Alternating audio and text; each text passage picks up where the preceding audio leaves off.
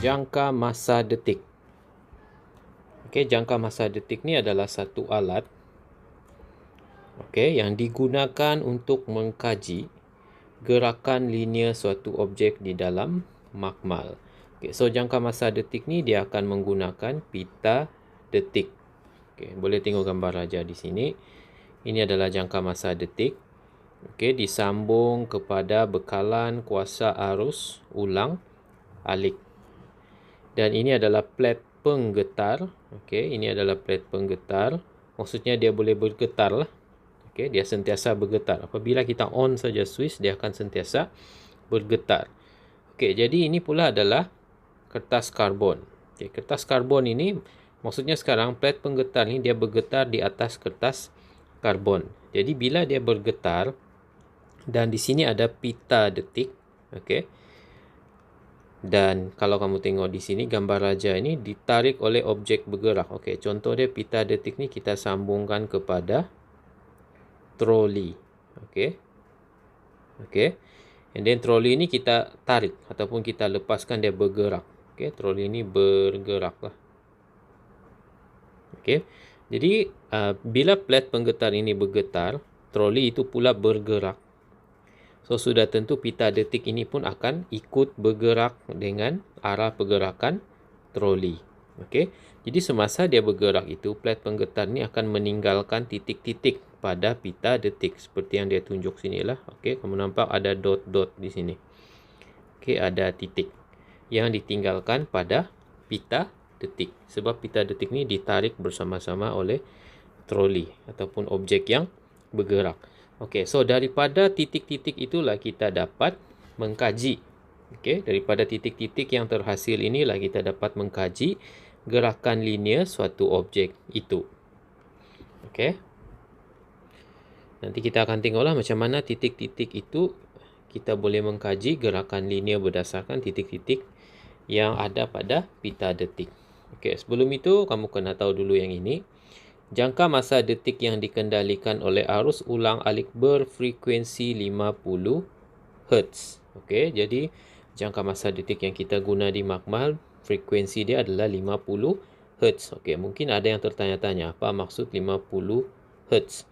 50 Hz juga bermaksud, sama maksudnya dengan 50 per saat. Apa yang 50? 50 itu adalah, maksudnya jangka masa detik ini membuat 50 titik dalam masa 1 saat. Pita detik ni tadi, penggetar ini, dia akan meninggalkan titik-titik-titik pada pita detik itu. Maksudnya penggetar ini akan membuat 50 titik dalam masa 1 saat. Setelah masa antara dua titik berturutan dikenali sebagai 1 detik. Yang itu kena fahamlah. Apa maksud 1 detik? Contoh ini adalah pita detik. Dan ini adalah titik-titik yang ditinggalkan, yang dibuat oleh penggetar itu tadi.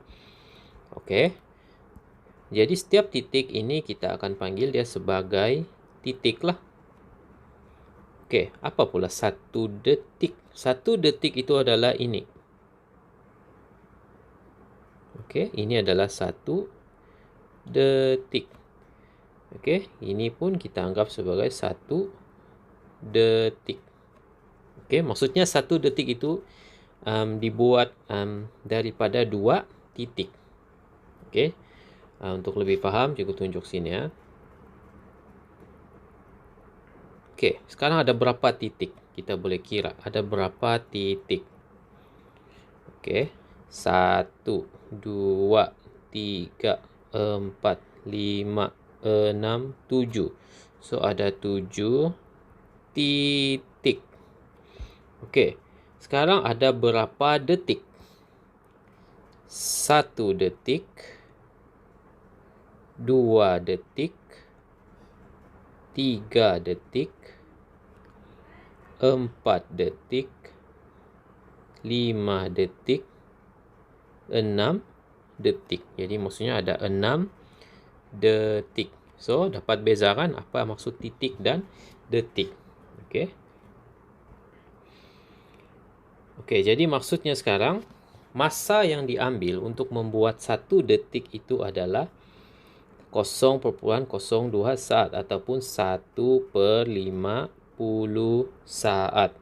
Okey, disebabkan dia membuat 50 titik dalam masa 1 saat. Jadi maksudnya untuk dia buat 1 detik ini, masa yang diambil adalah 1/50 saat.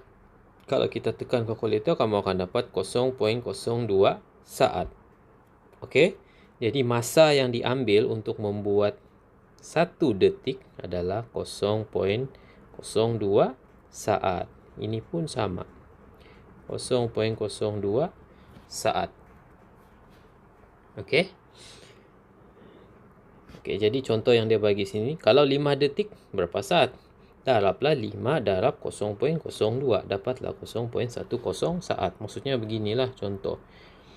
1 detik, 2 detik, 3 detik, 4 detik, 5 detik. So ada 1, 2, 3, 4, 5 detik. Jadi berapa masa yang diambil untuk membuat ini? Masa yang diambil adalah 5 detik darab dengan masa untuk 1 detik 0.02 saat, dapatlah 0.1 saat. Okey. Kalau 10 detik darab 10 lah, dapat 0.2 saat. Okay, sebelum kita belajar menghitung hal laju dan pecutan, cikgu mau tunjuk dulu sini. Ini tiada dalam buku teks, tapi cikgu rasa cikgu perlu tunjuk. Okey. Corak-corak pita detik. Okey. Corak pita detik. Corak pita detik dan corak carta pita detik. Okey, maksudnya apabila kita nampak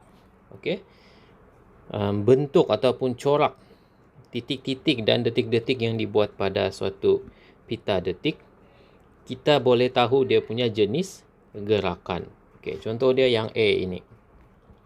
Ini adalah titik-titik yang dibuat oleh satu penggetar bagi satu objek yang bergerak pada pita detik. Jadi daripada sini kita sudah boleh tahu apa jenis gerakan dia. Okey, gerakan dia adalah hal laju seragam. Kenapa hal laju seragam? Sebab jarak antara dua titik adalah sama di sepanjang pita detik. Sini sama saja dia punya jarak. Ini jarak dia sama saja, tidak ada perubahan. Okey, ini pun sama, tiada perubahan. Okey. Jadi maksudnya objek itu bergerak dengan hal laju seragam.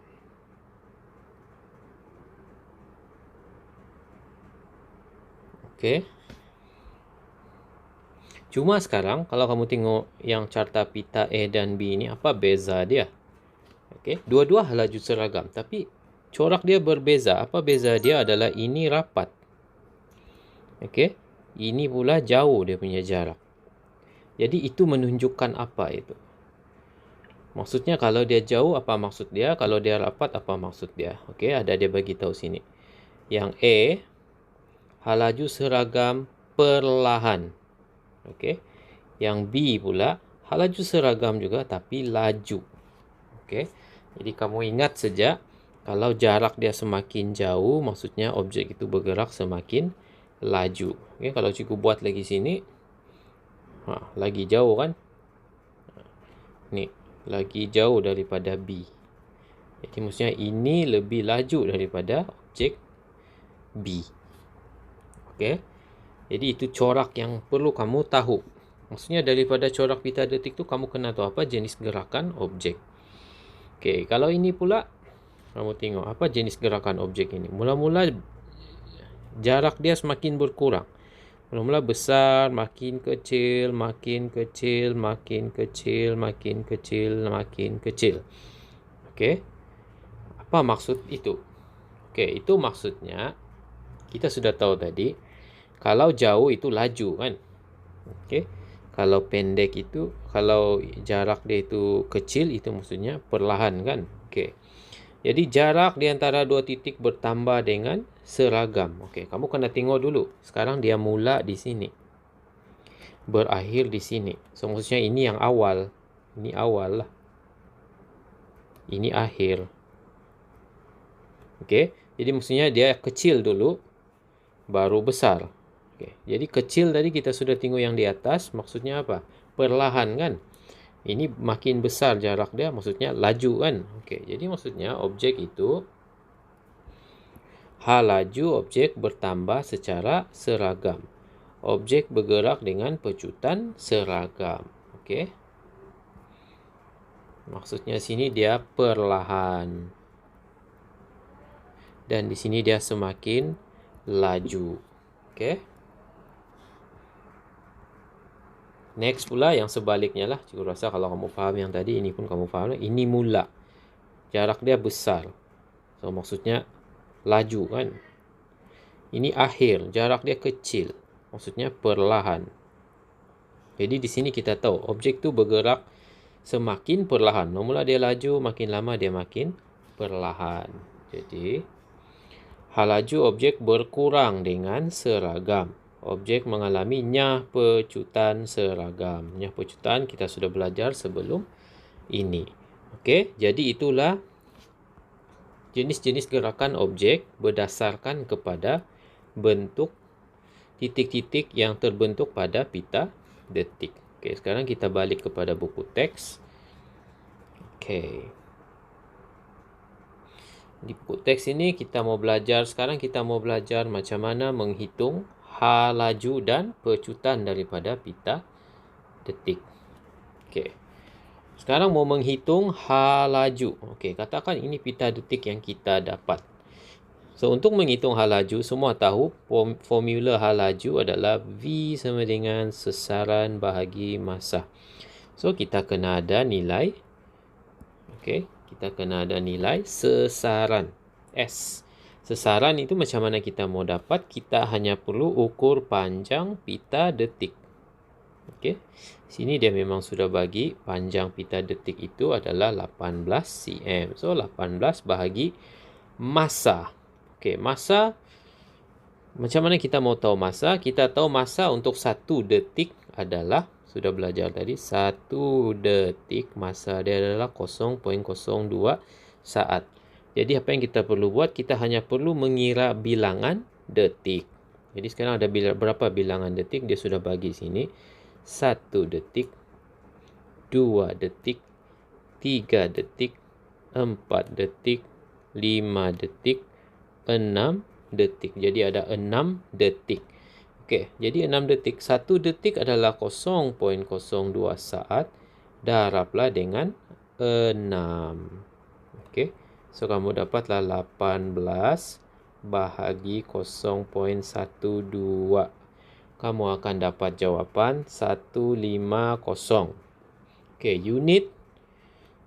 unit cm, laju kan, cm. Ini saat, S negatif 1. So, 150 cm S negatif 1. So, itu cara kita menghitung laju.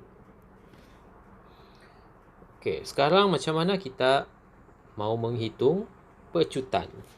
Pecutan atau nyah pecutan sama saja cara dia. Okey. Jadi sekarang, okey, tengok sini. Dalam gambar raja ni dia ada bagi arah gerakan.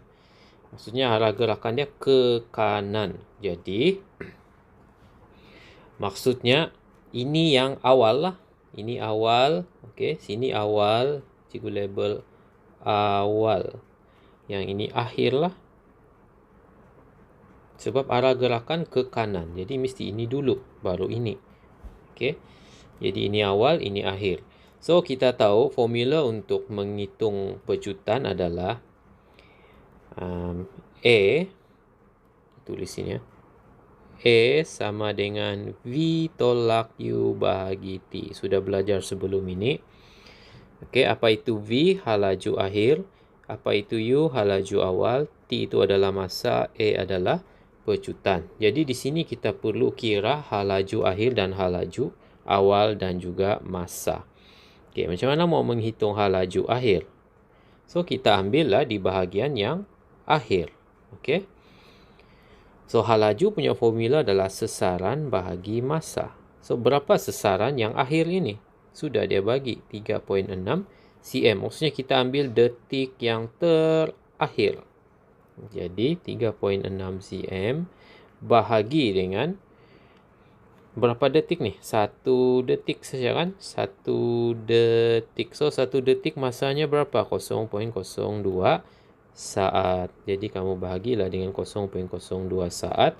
Kamu akan dapatlah jawapan 180 cms negatif 1. Itu adalah halaju akhir. So, halaju awal U adalah sama juga formula dia, sesaran bahagi masa.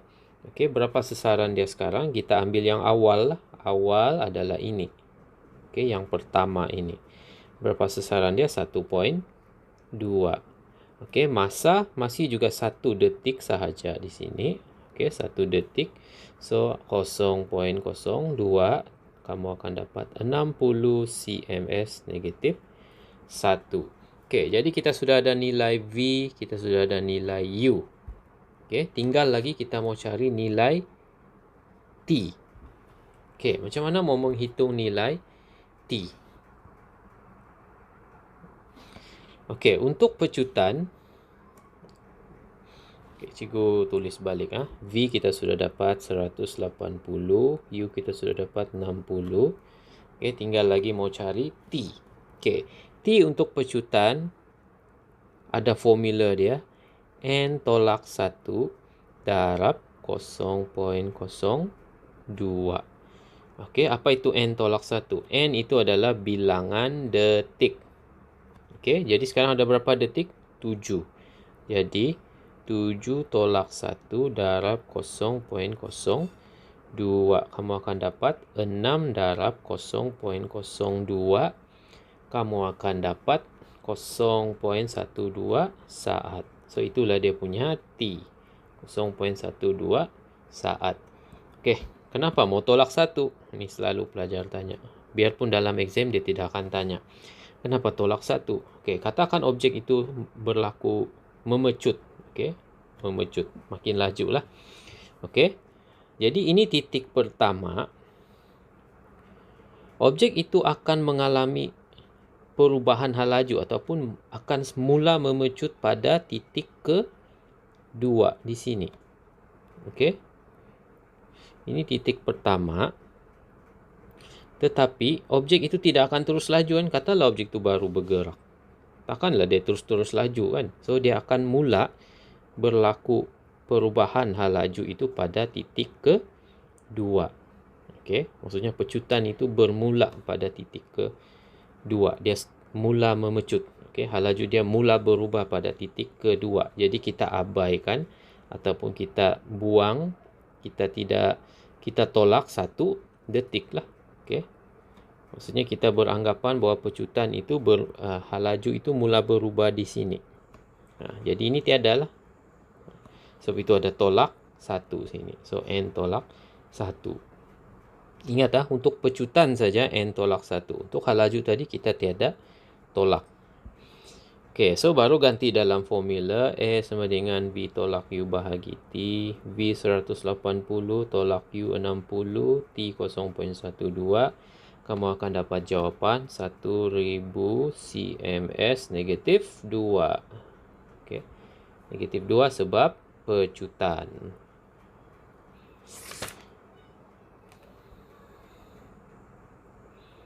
Okey. Itu cara kita menghitung halaju dan pecutan daripada pita detik. Okey, seterusnya di muka surat sebelah. Ini kita perlu buat di makmal lah. Okey, yang ini. Okey, ini adalah carta pita detik. Nampak? Carta pita detik. Macam mana carta pita detik ni terbentuk? Okey, katakan kita ada satu pita detik yang sangat panjang. Okey, terlalu banyak dia punya titik sampai beribu-ribu titik. Jadi kalau kita mau menghitung, contoh kita mau menghitung halaju tadi, kita pun ambillah di sini. Okey, disebabkan dia terlalu panjang, agak sukar untuk kita menghitung dia punya sukar untuk kita mengira dia punya halaju dan pecutan. Jadi apa yang kita buat?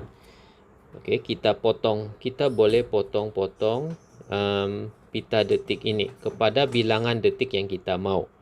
Okay, contoh kita potong di sini 5 detik. Okay, 5 detik. Potong lagi 5 detik. Potong lagi 5 detik.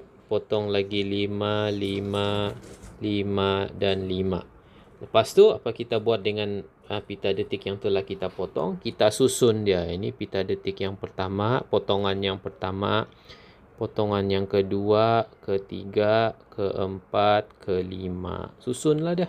So, dapatlah bentuk carta pita detik. Okey. Ini pun sama. Kita potong first, potong kedua, ketiga, keempat dan potongan kelima. Ini pun sama. Potongan pertama, kedua, ketiga, keempat, kelima. Tidak semestinya 5 potongan lah. Bergantunglah. Boleh sampai 10. Dan bilangan detik ni pun tidak semestinya 5. Kamu boleh ambil 10 detik. Okey. Jadi maksudnya carta pita itu kita dapat daripada dengan cara memotong pita detik yang kita dapat. Okey. Jadi daripada carta pita ini kita juga boleh tahu jenis pergerakan objek berdasarkan dia punya bentuk. Tengok ini, halaju seragam. Apabila kita potong pita detik tu, kita susun, kita dapat semua lurus sama tinggi. Itu maksudnya halaju seragam. Okey. Kalau kita dapat begini pula pecutan seragam macam mana? Okey, dia punya panjang makin naik, makin naik, makin naik. Itu adalah pecutan seragam. Kalau dia semakin turun, panjang, pendek, pendek, makin lama, makin pendek, itu adalah halaju berkurang secara seragam ataupun pecutan. Okey.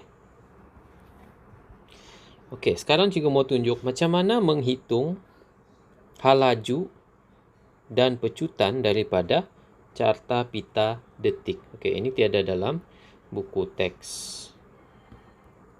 Sekarang cikgu mau tunjuk macam mana kita mau mengira halaju daripada pita detik ini. Halaju. Okey. So, halaju kita tahu sesaran bahagi masa. So, berapa sesaran dia? Okey, disebabkan pita detik ni kita sudah potong tadi, sekarang kita kena sambung balik lah.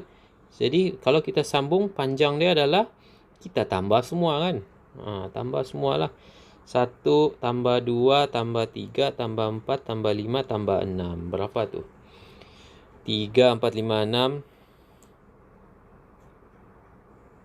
21.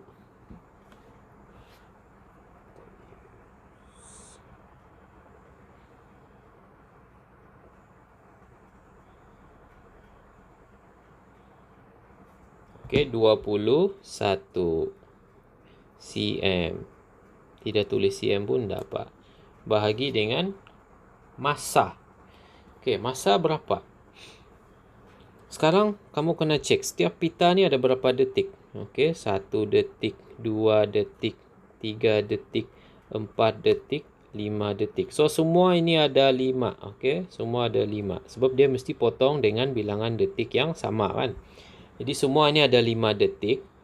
Jadi maksudnya untuk satu pita ini berapa masa dia? 5 darab 0.02 kan. Kamu akan dapat 0.1. Okey, itu untuk satu ini. Satu pita. Jadi sekarang ada berapa pita? 1, 2, 3, 4, 5, 6. Jadi ada 6 pita. Jadi 6 darab 0.1. Kamu akan dapat 21 bahagi 0.6. Tekan kalkulator sajalah.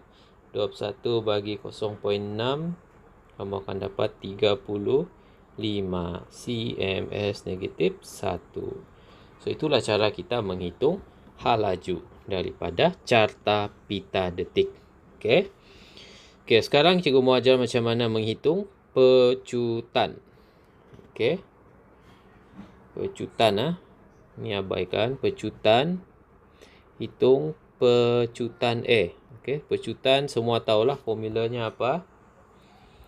A sama dengan V tolak U bahagi T. So, sekarang mau cari berapa V, berapa U.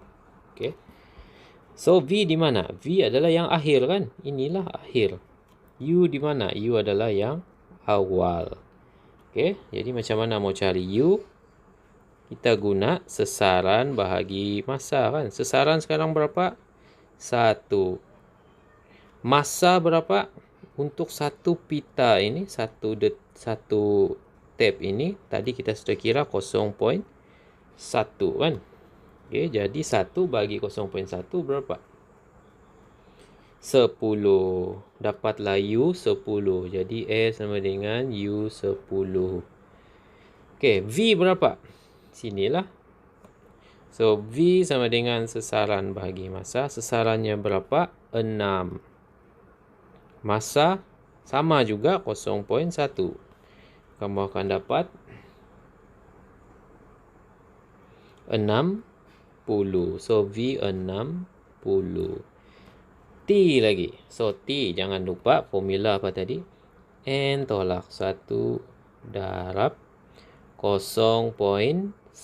Okey, tadi 0.2 kan? Tadi 0.02 kan sini. Sekarang kenapa lah pula 0.1? Okey, yang tadi itu kita kira detik kan? Kan?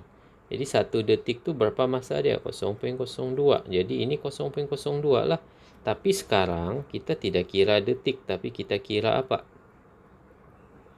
Kita kira bilangan masa untuk satu pita detik ini. Okey, maksudnya inilah. Ini berapa masa dia? 0.1 kan? Okey.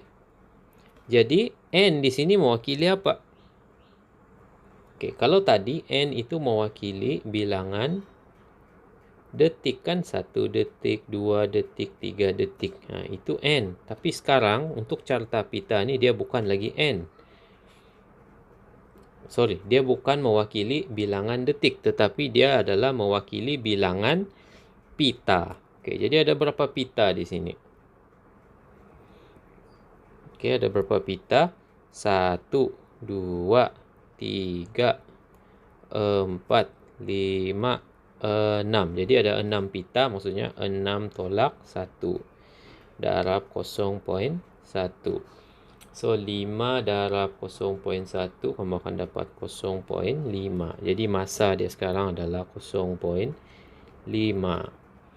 Jadi tekan kalkulator, kamu akan dapat 100 cms negatif 2. Okey, so itulah cara menghitung pecutan daripada carta pita detik.